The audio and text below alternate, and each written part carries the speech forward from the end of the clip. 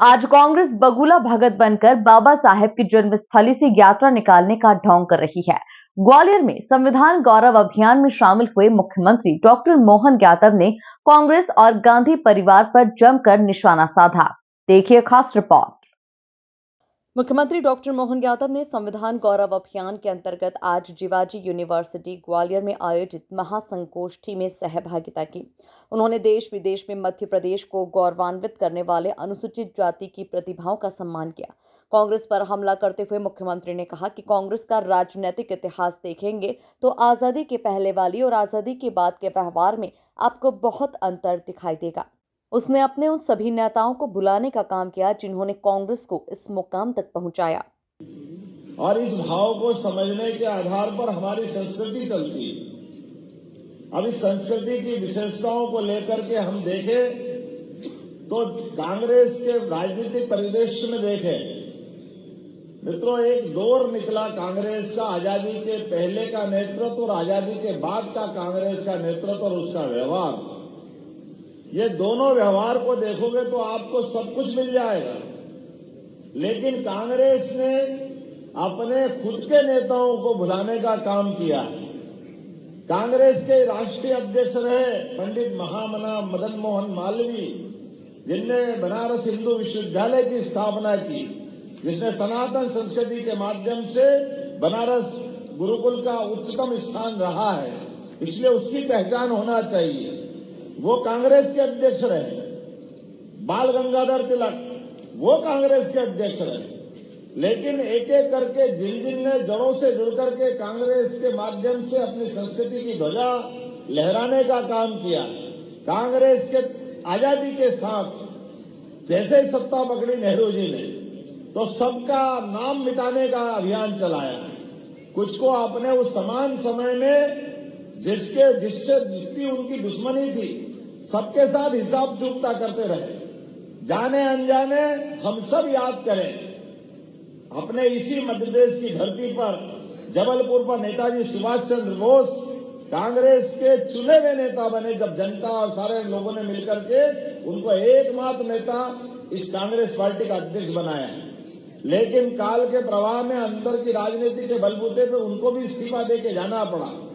सरदार वल्लभ भाई पटेल के साथ क्या हुआ ये भी दोहराने की जरूरत नहीं है, लेकिन नेहरू जी ने अपने स्वार्थ के कारण से अपनी उस संकुचित भावना के बलबूते पर डॉक्टर भीमराव अंबेडकर के साथ भी जो अन्याय किया है, लाल सिंह जी ने एक एक करके वो सारी बातें बताई है, या आज भी हम सबके बीच में वो सब कुछ स्पष्ट। मोहन यादव ने राहुल गांधी की महू रैली को लेकर कहा कि राहुल गांधी को अपने परनाना के कर्मों को लेकर माफी मांगना चाहिए। बाबा साहेब को लोकसभा जाने से रोकने का पाप किसने किया? अगर यात्रा निकालना है तो राहुल गांधी माफी यात्रा निकाले। ये जो अंदर का पाप है कांग्रेस का, और पाप कितना गहरा है। 4 पीढ़ी हो गई इनकी, 4 पीढ़ी तक इनने अपनी बाबा साहब से दुश्मनी भूले नहीं।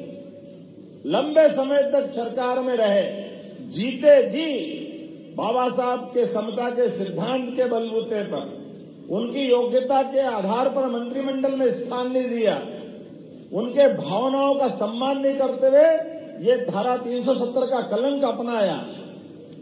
लोकसभा जिसके संविधान के लिए बाबा साहब अध्यक्ष बने थे, सही कहा लाल सिंह जी ने, चुनाव में निर्वाचन के समय तो उस समय कई सारे दलों के लोगों को जोड़ करके मंत्री बनाने की बात है, लेकिन मेरे से ज्यादा कोई सुयोग्य आदमी आगे नहीं बढ़ जाए। ये जो अंदर का डर लग रहा था नेहरू जी को, अपनी उस हीन भावना के बलबूते पर अंबेडकर जी अगर आगे बढ़ गए तो मेरा क्या होगा, ये जो स्वार्थ की भावना थी, कांग्रेस तो अगर ये यात्रा निकाल रही तो माफी मांगना चाहिए अपने परनाना नेहरू जी के कर्मों के कारण से, जिसके कारण से अंबेडकर जी की आत्मा का कष्ट हुआ। मोहन यादव ने कहा कि देश की जनता कांग्रेस की करतूत जानती है। आज कांग्रेस बगुला भगत बनकर बाबा साहेब की जन्मस्थली से यात्रा निकालने का ढोंग कर रही है। अगर यात्रा निकालना तो ये पूरे देश में माफी यात्रा निकालो, जनता से माफी मांगो अतीत के पापों के कारण से जो जनता के मान का और हमारे अंबेडकर जी का अपमान का जो घटनाक्रम घटा है, इसका हिसाब चुकता करने के लिए इस बात की जवाब मांगना चाहिए।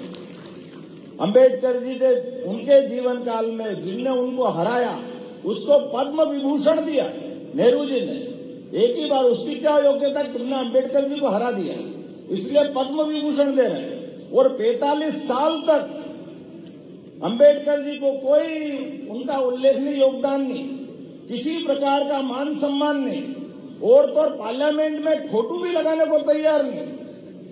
उनके अपने जन्म स्थान की छोड़ो, उनकी दीक्षा स्थल की, चैत्य स्थल की, महानिर्वाणी वाले स्थान की कोई बात ही नहीं कर रहे हैं।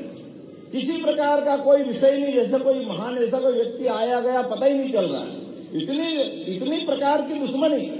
और अब आज जब सरकार चली गई, सत्ता चली गई, तो अंबेडकर जी याद आ रहे हैं। अंबेडकर जी के लिए नेहरू जी ने कुछ नहीं किया, इंदिरा गांधी जी ने कुछ नहीं किया, राजीव गांधी जी ने कुछ नहीं किया।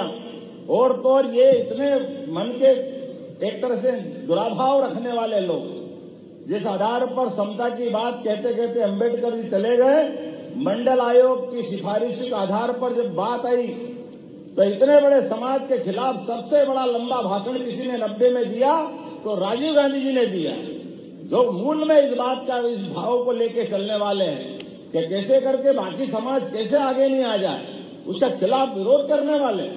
और अब ये कह रहे कि हम अंबेडकर जी की बात करेंगे। अंबेडकर जी और अंबेडकर जी के अनुयायियों के लिए मुझे गर्व है, हमारी पार्टी ने प्रारंभ से अंबेडकर जी के इस भाव का सम्मान किया है और गर्व के साथ किया कि अंबेडकर जी का योगदान एक देशभक्त का योगदान है, हमें इस बात पे गर्व है। संविधान गौरव अभियान के कार्यक्रम में भारतीय जनता पार्टी अनुसूचित जाति मोर्चा के राष्ट्रीय अध्यक्ष लाल सिंह आर, कैबिनेट मंत्री तुलसी सिलावट, प्रद्युमन सिंह तोमर, सांसद सागर, श्रीमती डॉक्टर लता वानखेड़े, पूर्व मंत्री जयभान सिंह पवैया सहित कई पूर्व मंत्री, पूर्व सांसद और गणमान्य जन उपस्थित रहे। Bureau report, MP news, Gwalior.